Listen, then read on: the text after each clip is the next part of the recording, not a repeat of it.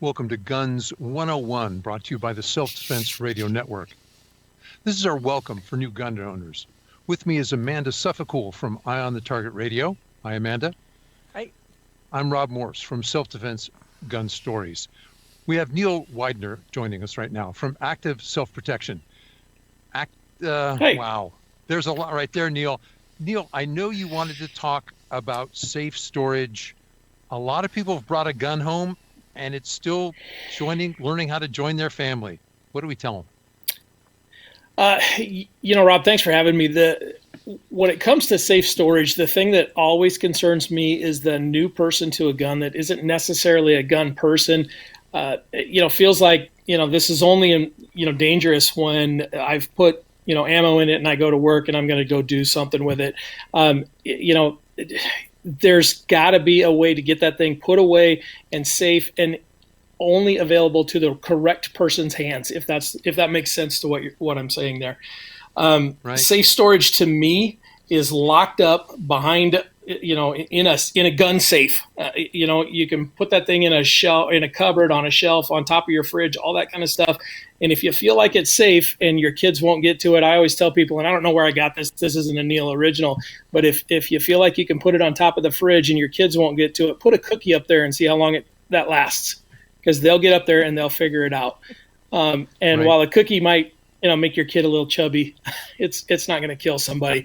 And, we buy these things for self-defense, for the worst day of our life, as a tool of a positive thing for us. And I would hate for it to turn into a negative thing and be the worst day of somebody's life if something really bad happened.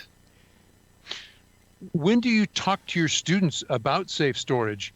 Because a lot of them have this gun, see what I brought, and you're all, yeah, that's a good start. Now we have to keep going. That is a great question, Rob. So I run a class out here in South Dakota. We call it Living with a Gun.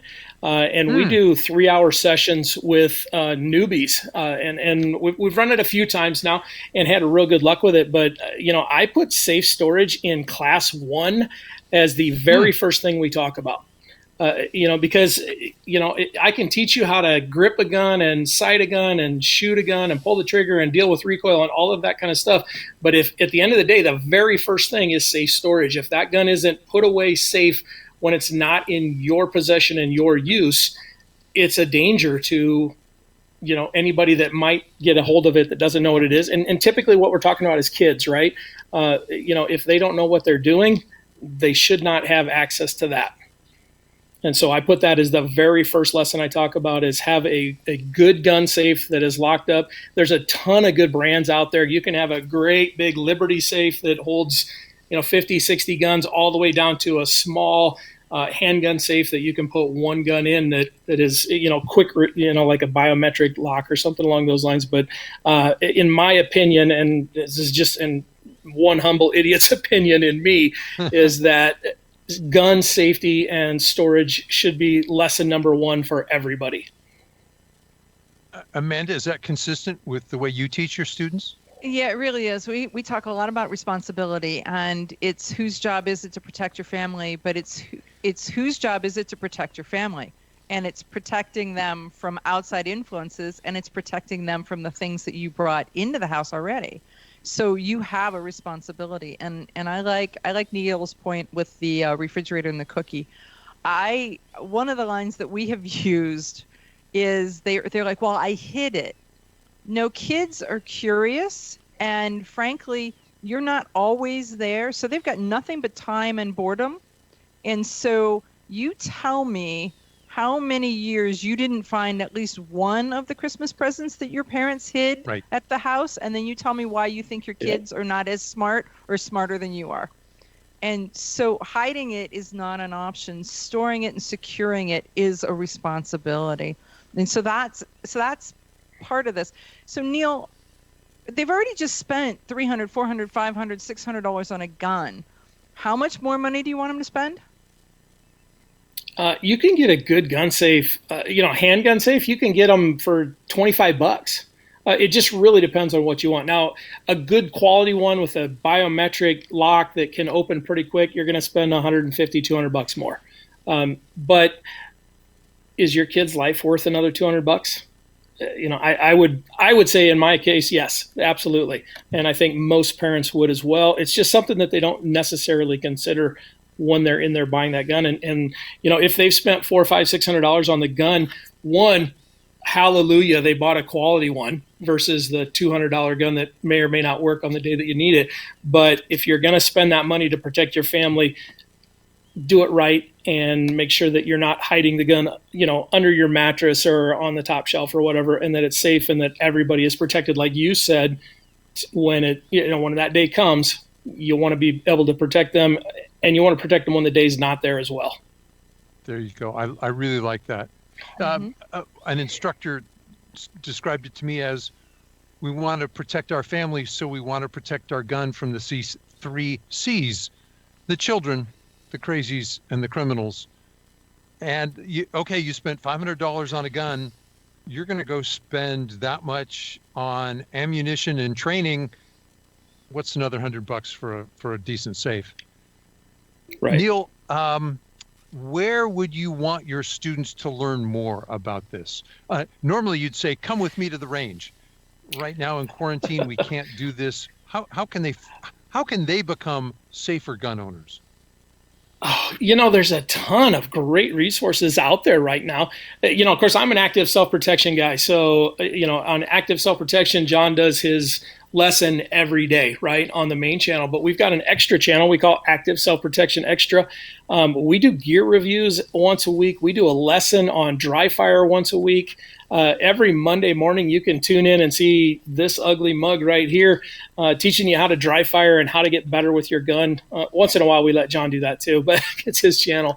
But, we've done stuff on safety. We do stuff on, grip and dry fire and, how that translates to the range. We just did what we called the FBI challenge, where we went through 6 weeks of dry fire with folks and then went and did the FBI qualification. Had a great response to that and really saw some people get better with their gun. And a lot of people that had never shot before have gone through that and seen great results. So that's where I would say is come join us on the channel. Right now, everybody's stuck at home. There's a ton of other guys out there that do videos as well. One of my favorites is the warrior poet, John Lovell. I just like him and his stuff. He's done some dry fire stuff lately that has really been good. Scott Jedelinsky does some really great stuff. That is a resource that, if you want to do a one-on-one Skype lesson, he will get on there on Skype and he will make you a better shooter in an hour.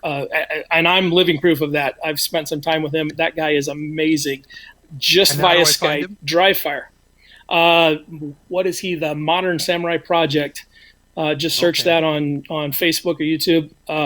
He goes by Jedi, and really, at first I thought I didn't know him, but now that I know this guy, he is one of my favorite instructors out there. He is amazing, and he can do a lot of it online. His live fire classes are next level, and they will mentally tax you. But the dry fire stuff that he does online it'll get you to places that you did not expect you could go. 1 minute. Okay, so that's pretty amazing stuff. What you're saying is that as a new gun owner, you can take your gun, unload it, take it near to the computer, watch YouTube videos, and learn things about you and your gun while you're sitting here in quarantine and locked down, right? Exactly.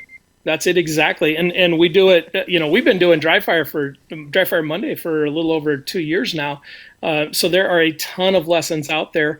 And, you can get better. The biggest thing with dry fire is the safety aspect of it. And so, the safe is great, but when it comes time to do dry fire in your house, there is one more piece to the puzzle that I am a huge proponent of.